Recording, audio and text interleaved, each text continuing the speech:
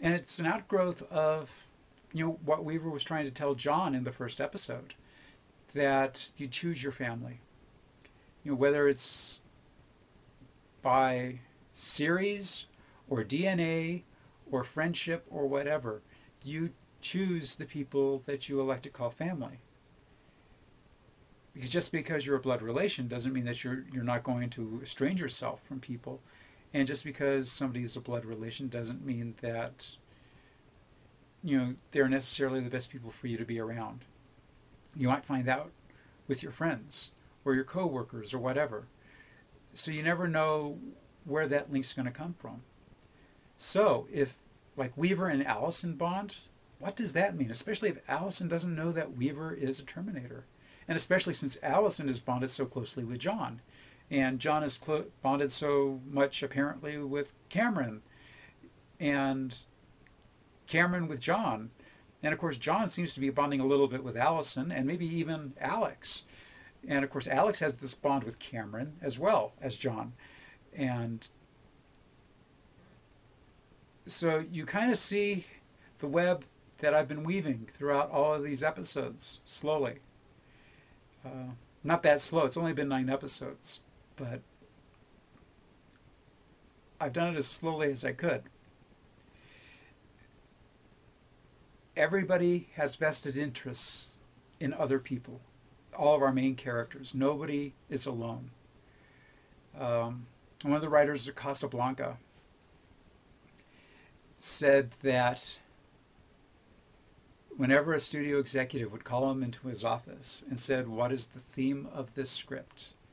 he would say, "No man is an island." And he explained to other writers that the reason he said that was because that's the theme for every single script that's written, is that no man is an island. You can't go it alone ever. You need help. So that's kind of the story that I'm telling in spades. That's why it is a character story. It's not a special effects story. It is about all of the characters having to rely on other characters to varying degrees of trust, sometimes misplaced trust, sometimes accidental trust. And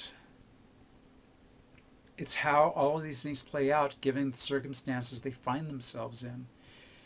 You never know who's going to be a hero until the time comes for them to be a hero. You never know who's going to be a coward until the time comes for them to be a hero. And that's kind of the exciting part of this story. Yeah, I mean, there's that whole stuff of who wins John Skynet, blah, blah, blah, blah, blah. But the best part of the story is what is happening with these characters. It's not a soap opera. I don't like writing melodrama. I'm not going to force an issue because I want it a certain way or because it would be really cool. At this point, I'm 9 episodes into this. All of the characters that Josh wrote and others, and I brought them along, and they've been internalized here.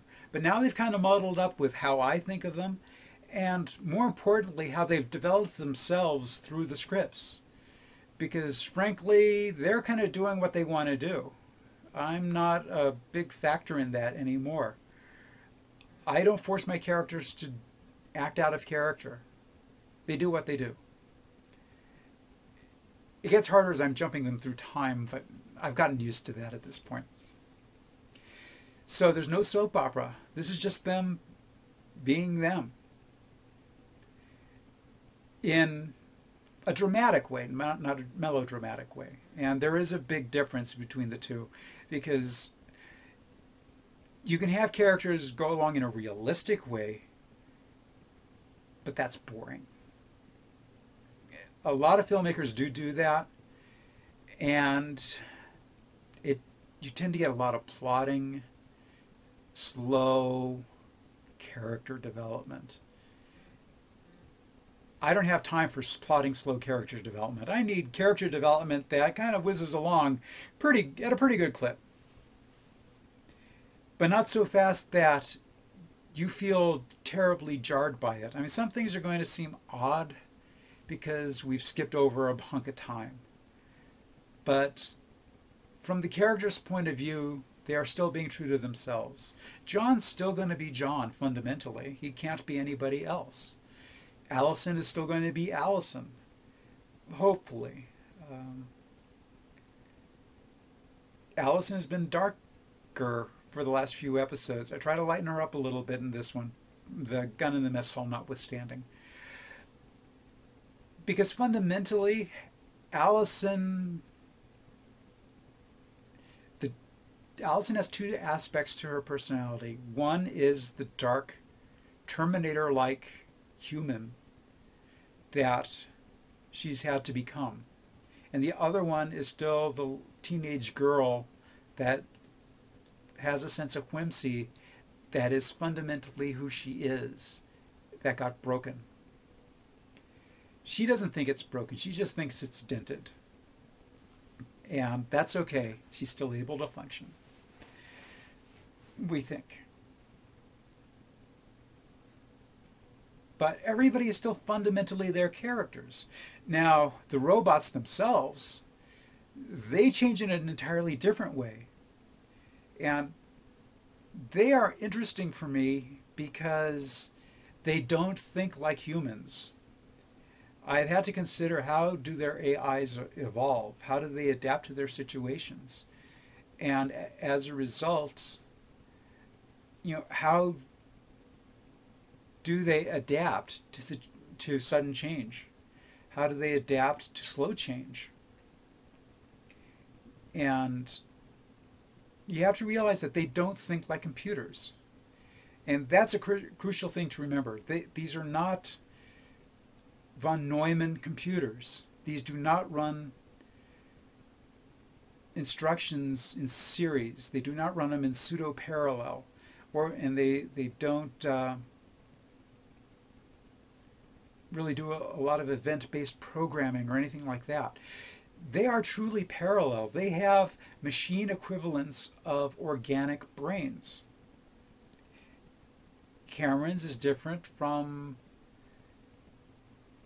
probably John Henry's, fundamentally. Weaver's is obviously different from Cameron's because, so far as we can tell, Weaver doesn't have a chip. She's kind of all chip. And she's going to think differently and process things differently than Cameron does. And that is really interesting to me. I mean, considering that I have been playing with AI systems in computers and inside my head, not that this is AI, it's the algorithms of AI in my head, for since college, so over 20 years. So this is very fascinating to me. What does a machine think? It goes back to the Philip K. Dick story of, do androids dream of electric sheep? It seems flippant. Can't talk. And it really isn't. It's incredibly profound. What does it mean to be sentient? Sentience is something that is a wholly individual thing. Even though it can span across species, it's still ultimately very individual. You don't share your intelligence with anyone else. It's yours. How would a machine treat that? Is it theirs? They are downloadable. They can transfer. How does that change your worldview? And that's something that I'm expecting is going to be explored to some degree in the upcoming episodes.